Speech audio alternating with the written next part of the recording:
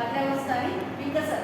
त्याच्यामधलं पहिलं युनिट जे आहे त्या युनिटमध्ये आपण 1.3 मध्ये विकास आणि अध्ययनातील संबंध या घटकांतर्गत वाढ आणि विकासाच्या अवस्था याचा अभ्यास आपण करणार आहोत. तर विकास अवस्था कोणत्या कोणत्या आहेत, कशा आहेत हे आपण समजून घेऊया. तुम्ही लिहून घेतलं तरी चालेल. विकास अवस्थामध्ये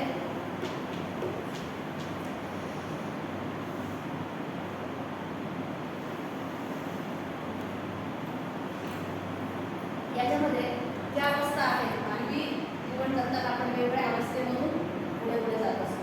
त्यात कोणकोणत्या अवस्था असतात त्याचा आपण विचार करूया. पहिली अवस्था लिहून घ्या, शैशवावस्था.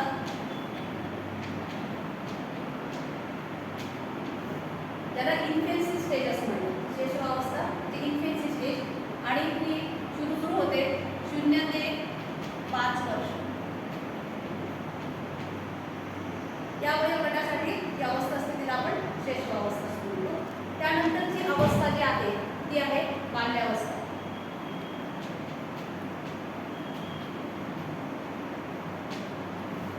त्याला किशोरावस्था असंही म्हणतात.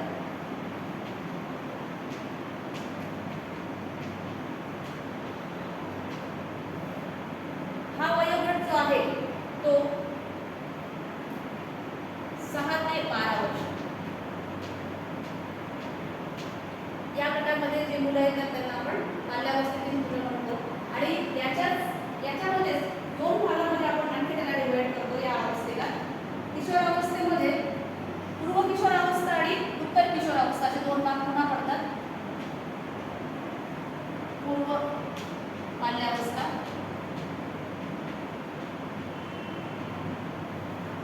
आणि उत्तर बाल्यावस्था.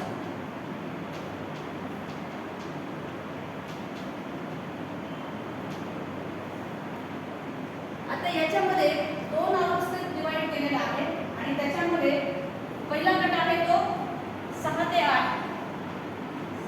8 वर्ष आणि पुढचा आहे 9 ते 12 वर्ष. लक्षात आलं. याच्यामध्ये 2 अवस्था, पूर्व बाल्यावस्था आणि उत्तर बाल्यावस्था. त्याच्या पुढची जी अवस्था आहे ती आहे कुमारावस्था.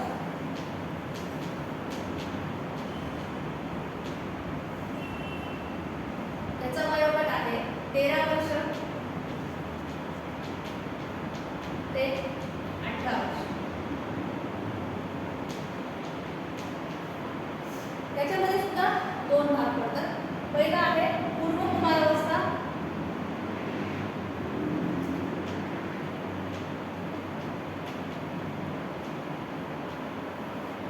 आणि दुसरे आहे उत्तर कुमारावस्था.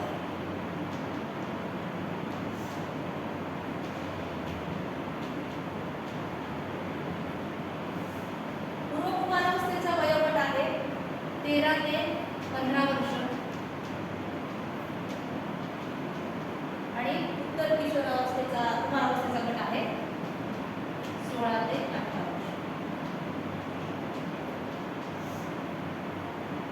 त्यानंतर पुढची अवस्था आहे प्रौढावस्था.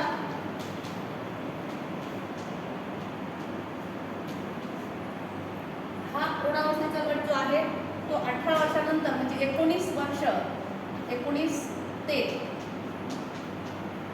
70 वर्ष या वयोगटातील मुलं जे असतात माणसं ती प्रौढावस्थेत येतात. आणि त्यानंतर येणार आहे त्यानंतरची अवस्था आहे वृद्धावस्था आणि ती असणार आहे 71 वर्षापासून पुढे.